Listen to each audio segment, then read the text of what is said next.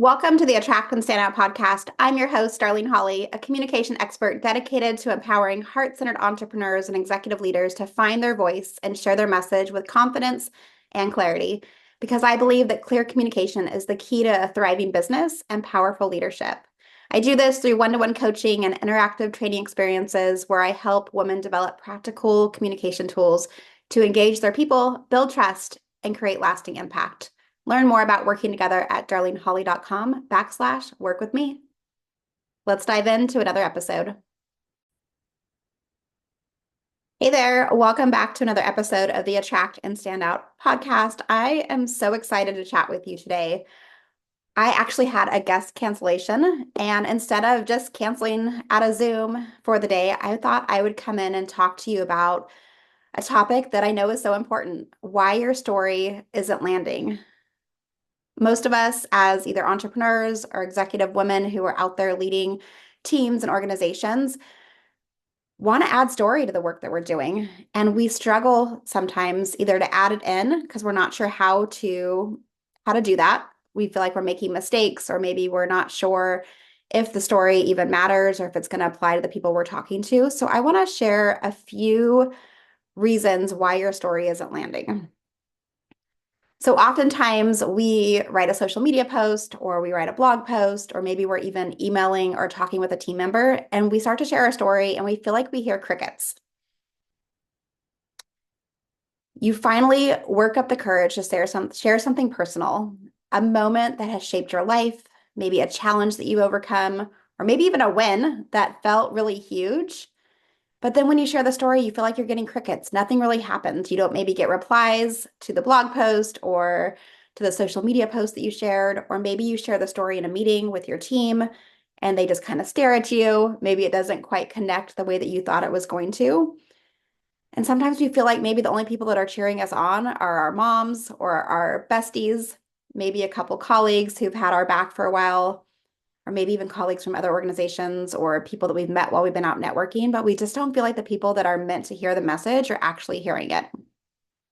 So we usually start to question yourself. If you're anything like me, I ask myself, did I overshare? Was it too boring? Am I just not meant to do this work? And I get it. I've been there.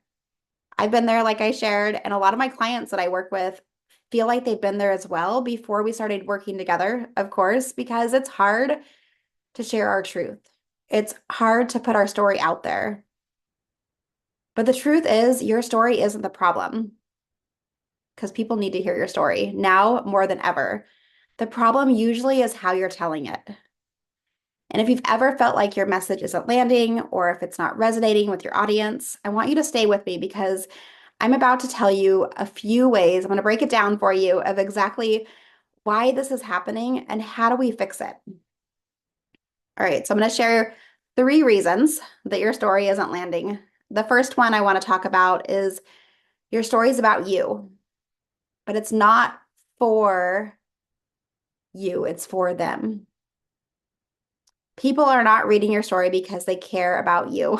And I say this with so much love, because at least at first, they're not connected to you. They're not quite sure why your story matters to them. But when they're hearing your story or they're reading your story and content that you're creating, they want to see themselves in what you're writing. So if your story feels like a play-by-play of your experience without any connection to their struggle, they're going to keep on scrolling. They're going to keep reading to the next blog post. They're going to pass it by because they don't feel the connections. Remember, when people hear story, they're 22 times more likely to remember you when they feel connected through your story. So your story might look different. It might be different than what they're walking through, but we want them to pull up some of those emotions that they've felt in the past so they can feel connected to what you're sharing. So how do we fix this? Before sharing a story, I want you to ask yourself a couple of things. The first thing I want you to ask yourself is, what's the aha moment that I want my audience to have here? What's the aha that I want the people listening to me talk or to read my article or my post? What is it I want them to have? And then from there, I want you to ask a question that can help you facilitate or prompt that aha moment for the audience. And then from there, I want you to look back. What story from my life connects to this lesson? So take a second and think, where are you struggling to come up with story ideas?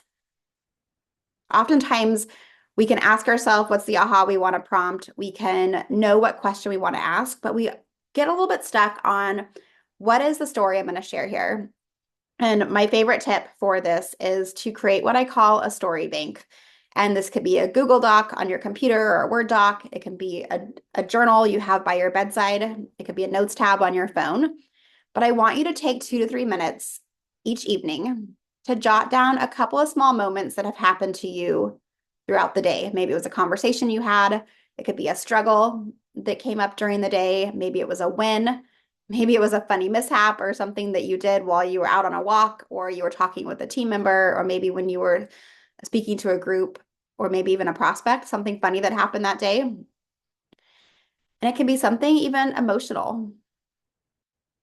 And I want you to keep a story bank on your, wherever it is, on your phone or next to you. And I want you to write down these moments each day. When we take a few minutes to just write these story ideas back, usually when I do this, I have zero idea of how I'm going to use that story, but it gives me a place to look back to so that if I know I want to prompt an aha for a blog post I'm writing, or if I'm writing a keynote, or if I'm even in a sales call, I want to be able to know what the ahas I want them to have. I want to be able to ask a really great question at the end of it. And I want to be able to have a place to go to identify a couple of stories that I might be able to use that day. An example of this might be instead of saying I was scared to share my story, but I did it anyways, you might try asking, I might say, have you ever written a vulnerable post and then hovered over the post button, terrified? I have too. I remember the first time I shared my story and felt like I might pass out, because here's what happened when I finally hit publish. So that might be a way to, instead of saying I'm scared to share my story, but I did it anyways, I gave you some details. I shared that I was vulnerable. I shared that I was hovering over the button, scared to push it. And then I shared also like here's what happened next. Here's what happened when I did push it. So keep a story bank and ask yourself those questions. What's the aha moment I want my audience to have? What question could I ask to prompt the aha? And then have a story bank to pull from. The second thing that can be happening is that you're not sharing enough emotion.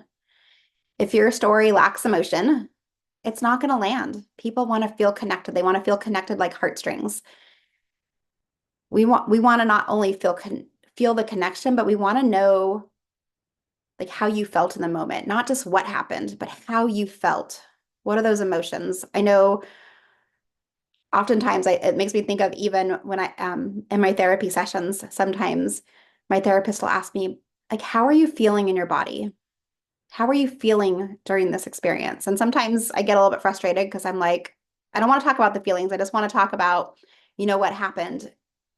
And when we slow things down and we really check in with ourselves and we connect with those emotions, big things happen. Many of us are so conditioned to not show emotion. We've been taught that sharing our feelings is maybe unprofessional, that we need to be more polished and buttoned up, and maybe we should stick to the facts and don't mix business and personal.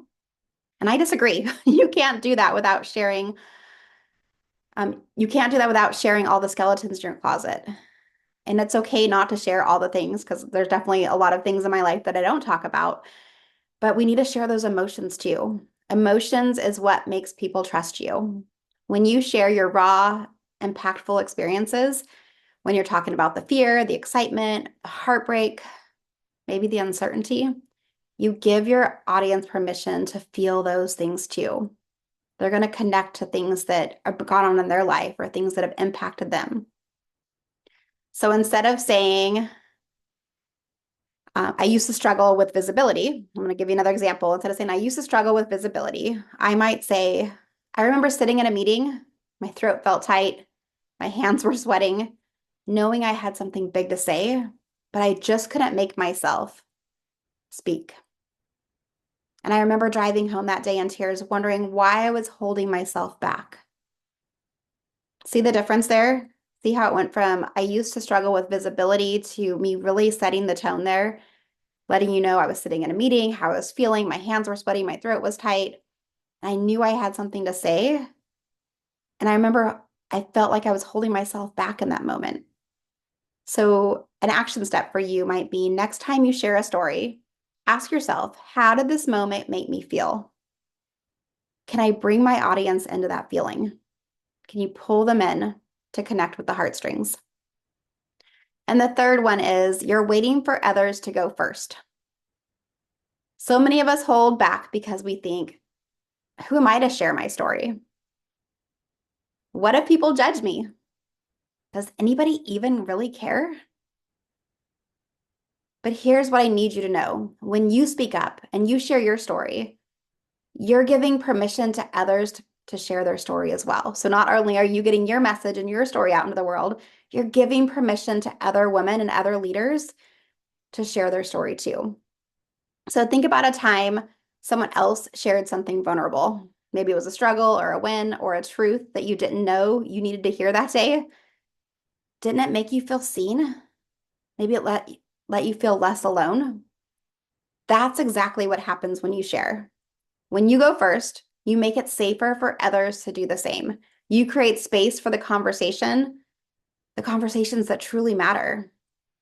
So instead of hesitating to share your story, I want you to ask yourself, who needs to hear this story? What permission does my story give to someone else? How is that going to land? What permission are you giving to them to start speaking up and sharing their ideas? And another piece to that even is how do we pass the microphone after we share our story? Or if we know somebody else in the room needs to have their story shared, how do we pass the microphone and notice when somebody else needs to have the mic in that moment? And maybe we don't let ourselves speak in that moment, but we notice and we read the room and we really give the microphone to somebody else so they can share their story. So how do we share your story so it lands? I want to give you a couple steps that you can use, whether you're speaking to a group, if you're on a sales call, if you're writing a blog or a social post. I want to give you 3 things that you can do. The first thing is when you're sharing your story, keep it simple, keep it focused, and start with a hook. I want you to ask a relatable question or share an emotional moment that will grab attention. The first thing that we want to do is grab attention so people keep listening, they keep reading, they stay connected, they lean in a little bit, they want to learn more about what you're saying. The second thing is show the shift. What changed? What realization did you have during that moment while you were sharing, like whatever the story is about, like what's the shift? What changed for you? What did you realize? What was that aha moment that you even had? And third is give a takeaway. How does this apply to your audience and what action should they take? What do you want them to take away from it? You can ask a really provocative question, get them thinking about what you shared.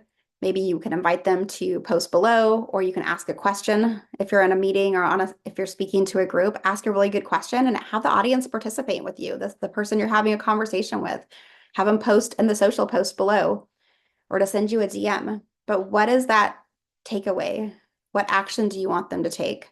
And how do you want them to respond back to you? All right, so are you ready to own your story and attract your dream clients? If so, I know you're in the right place. I have a storytelling mini course that's available right now called It's Time to Own Your Story. It's a self-paced course, and you're going to learn how to identify the key moments in your story that captivate your audience. You're going to be able to share your story in a way that builds trust and position yourself as a go-to expert. It's also going to give you the tools you need to use storytelling, whether it's on a website, social media, sales conversations, to convert more people into clients. So head over to darlenehawley.com and connect with me. I want to hear your story. My favorite thing about this offer that I have for the It's Time to Own Your Own Story is not only do you get to uncover your story for your About Me page, how you connect with people on LinkedIn, how to have sales conversations and use your story, but I'm actually going to review some of your story copy with you. If within the first 30 days of buying the course, which is only $47. It's a super small investment that's going to make a big, huge return and how you're showing up in sales conversations and how you're communicating with your team. I'm going to actually go in and actually give you feedback on your story so that you can have it up on your website within a weekend. You'll be able to have more people asking questions, leaning in, and getting curious about you and the work that you're doing. You can head over to darlenehawley.com/storytelling-course to learn more and grab this amazing offer. It's only $47, and I promise you, if it doesn't help you share your story, I'll give you a full refund because I know how important it is to share our story, and I want you to be able to start sharing your story in a way that feels really true and authentic and real to you.